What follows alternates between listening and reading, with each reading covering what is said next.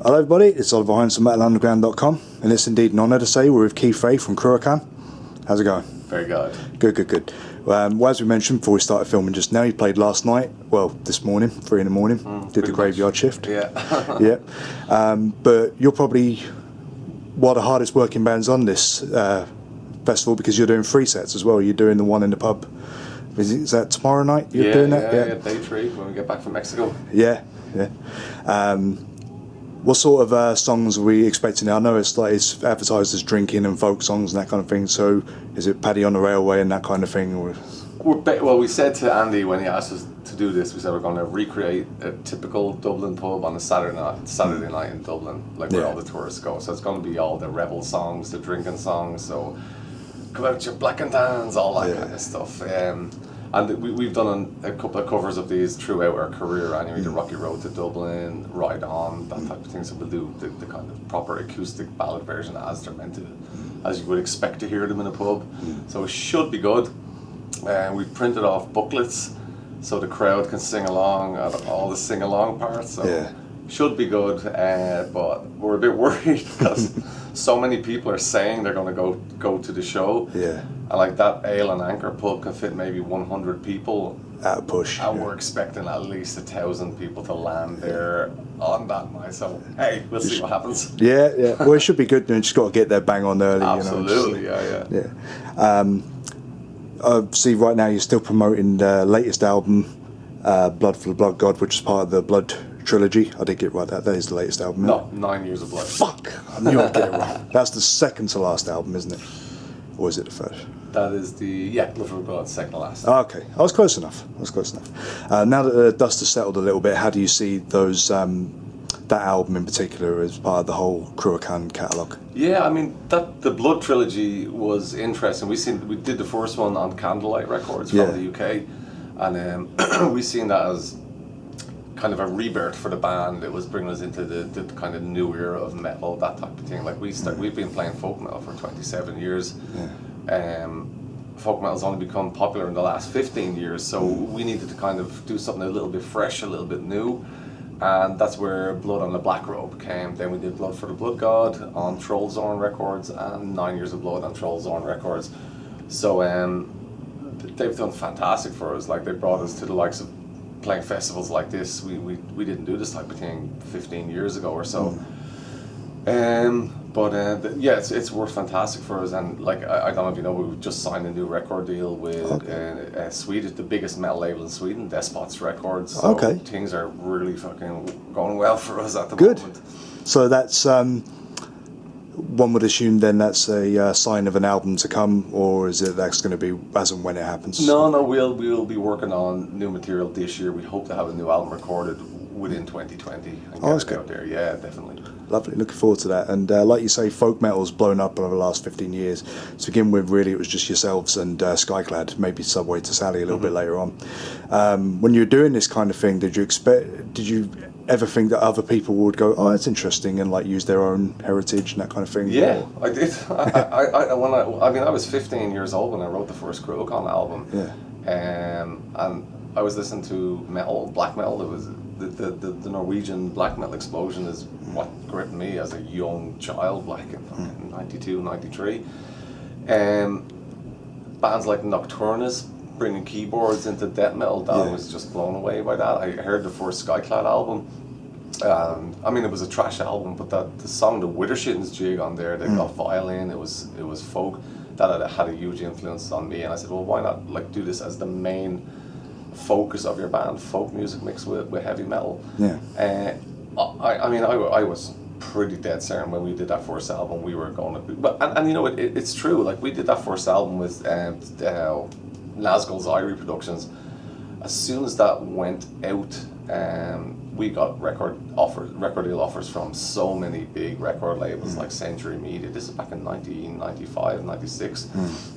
But as I said, I was a kid. We had a manager, and I didn't know what was going on, so I just assumed everything he said was legit and accurate. So he advised us to turn down the record deal with Century Media. We did, and we broke up in 1997. Like, Cruachan, that's what ended that. So that was more on the advice of the manager than the actual band decision? Exactly. Yeah. Oh, right. I mean, we were just too young and too naive. Like, we were making something really fresh and original that had never been done in metal, but we thought having a manager is clearly what you're meant to do. Yeah. When we reformed in '98, like, we broke up for about 9 months.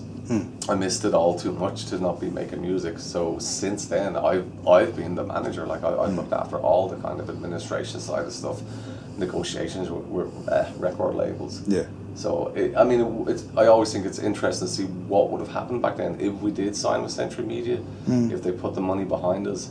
But when we turned them down, like pretty much a couple of months later, they signed Waylander from Northern Ireland, released one album. It didn't work out, so maybe it would have been the same for us. Who knows? No, ifs and buts on it. Exactly. Yeah, that's interesting though, because I read that it was yourselves had found the offer insulting or something like that. So it's interesting to hear it's more of a manager. And, you know, the way it is, like that offer that came from Century Media, I don't know how similar it is to other record label contracts, but they did state clearly that any noise made by my body would be their property. Right. Which is kind of crazy. But since then, we've had record labels and record deals with similar kind of clauses in the contract, and it's just a protection thing for the record label. Like, it's not really that bad, you know. No. If we could go back in time and see their contract now, I think it would have been kind of standard. Yeah. But we didn't know. We did not know. No, especially when you're that young and full of piss and vinegar. Depending on the older manager guy to lead us. This year's a special one because it's the 25th anniversary of the debut. That was 2 years ago. Was it? Well, last year. Yeah. Sure. I'm a fucking idiot. I read it came out in '95, but I was like, yeah. You're right. You're right. The band is 27 years ago. Yeah. Sorry. Yeah. So I was just wondering if there was any plans to mark the milestone, or it exists, so just enjoy that. So no, not really. We did that a year and a half ago with just the formation of the band. We did our 25th anniversary in Dublin, and it was awesome. We got Skyclad over to play with us, and the founders of folk metal together on one stage, because we played with Skyclad once or twice before, and they're the nicest guys, and I'm such a big fan of Skyclad, so it was absolutely awesome. And the funny thing was, when we were on stage doing that 25th anniversary show, I remember saying to the audience, anyone who has Wikipedia probably knows this is actually our 26th anniversary, but don't say anything. No, we're not going to do anything to mark the album, Two in the Gale. There's no plans. We'll make a Facebook post or something like that, but no big party or anything like this. Yeah, I think it'd be better. It's a better way to mark something like that is with new material or something. Yeah, just to show that you're still going and you're still as strong as ever. Stronger, 100%. Absolutely, Last night was interesting because you did the Hailstorm cover as well, Mexico. Yeah. Somebody had to do it, as you say. Exactly. Was that basically the only reason behind it? It was, fuck it, we'll do it if no one else was. We're really good mates with Hailstorm. We know the guys for years. I mean, Gaz used to play in Waylander, and we played together. Peter, we know a long time, and the rest of them just through touring and festivals, we got to know them. But I'm a fan of Hailstorm, and it's so cool in the kind of black metal world to diss Hailstorm. They're not cool. They're not cult. I think they're fucking awesome. I love them. They're a lot of fun. There's nothing wrong with that. They really are. Like, what's wrong with people? Yeah. So, we're coming to Mexico. You see the people on the Facebook page saying, "Oh, you got to get Hailstorm. We're going to Mexico." So our original plan was to do an acoustic version of Mexico in the Irish pub set, and then we're like, that's going to be kind of difficult to work out. How will we do this? Let's just do an actual cover live on stage. So that's where that came from. Had to be done. Something I noticed last night, and it's been like playing on my mind for quite a while now, is obviously Ireland has a very rich heritage in general, but it's probably one of the most well-known types of folk music in the world. So for yourselves to be like a pioneer of melding those two together. Nowadays, of course, there's plenty of other bands, more so in like the punk era, like Dropkick Murphys or that kind of thing, that have taken that music not exploited it, but almost turned it into a gimmick. Does that bother you at all, or do you see it more as a... Yeah, it really does piss me off. Yeah. I mean, not with the Dropkick Murphys. They respect the folk tradition. Yeah. I know it's a gimmick for them, but so many folk metal bands now, it's funny and it's stupid and it's drinking songs. I mean, look, I know I spoke about Ailstorm, and like, you couldn't pick a bigger example of a funny, jokey band. But at least I know the guys. I know they get what they're doing. Like in Cruachan, folk music isn't funny. It's often quite sad. It's very dramatic. It's the written word of the heritage and the tradition of the people. And like, Ireland has gone through so much turmoil over the years, from like fighting the Vikings, fighting the English and that kind of thing, and that's where our folk tradition comes from. It's very sad. There's a lot of sadness in folk music, and we do that. So when I started folk metal and a folk metal band back in the 90s, I never in a million years thought it would become a happy, funny thing, because that's not what it's about. It's very sad. Yeah. So to see all these Scandinavian bands, the Viking metal bands, and it's like, wow.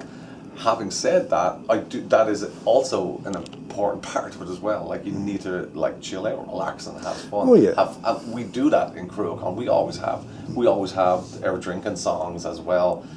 But to see such a huge, all these folk metal bands become so popular because they're funny, drinking, laugh out loud, having a laugh. It's like, shit, I did not expect it to go that way. I thought it would have went our way, like early Battery albums. There's a lot of folk on there as well. They'd be the closest to what I thought the way the genre was going to go. And Cruachan was doing the stuff in the late 80s. He got it, really melancholic kind of music and acoustic bass stuff. That's where I thought it was going to go in the early 90s. But it went the other way. And hey, look, once people are happy, who cares? Like, and I suppose the Viking lot sound a lot happier because they won most of the time. So it's until they came to Ireland. Until they came to Ireland, and they got lost.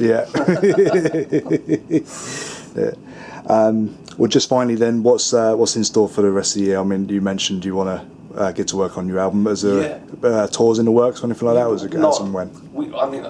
Touring is difficult. Most guys in Cruachan have white collar jobs. Businessman, we're the most uncool guys you'll ever meet. I remember Anders, the drummer from Unleashed, is a very good friend, and we were out one night talking, and we were saying, what do you do for a living? I was like, I'm a business continuity consultant. He works in a software company. He's an accountant. He was like, I was like, no, but our drummer, Mero, he works in a record shop. Okay. There's one guy in Cruachan keeping it real. So yeah, for us it's tough. Like, we were offered a North American tour with Ailstorm last year. We couldn't do it. We were offered another North American tour with Arcona. Again, we can't do it. We literally cannot tour more than maximum 2 weeks because of vacation and that kind of stuff for work. So we tend to stick to festivals. And when it's like 70,000 tons, like, we're doing something right. But we have a couple of festivals next year. We've one in Ukraine, Fina Misto, which is like one of the biggest rock festivals there. We've got a Wolfside Festival coming up. A few others I can't think of, but we need to spend this year writing the new album, because we've just signed with Despots Records in Sweden, so we need to get an album out by the end of the year. So if we can keep things quiet this year and get that writing done, because it is tough to write when you're full-time employed and we all have families and stuff like that. It really is it's difficult to keep both worlds balanced. You're leaving your home. Sometimes we leave work on a Friday afternoon, we fly to Siberia, we do a concert, and we're back at work on the Monday morning, like nothing ever takes a toll on you, man. To balance that kind of, I think it's really, really tough. Whereas talking to the guys from Ailstorm, this is their full-time job, they tour, and it is easy to do that when you don't have the other job. And that's the thing, I'm sure you get it on Facebook and all the time, people going, why don't you come to wherever it is? Well, exactly. And if only they knew. It's not just yourselves, like Primordial's the same, and a few others as well. Even Skyclad, I would imagine. Absolutely, And Skyclad are enjoying a nice resurgence at the moment, but they just dipped almost out of recognition, and they're coming back now, which is absolutely awesome. Right, Keith, thank you very much for taking the time to speak to Mike. I do appreciate it.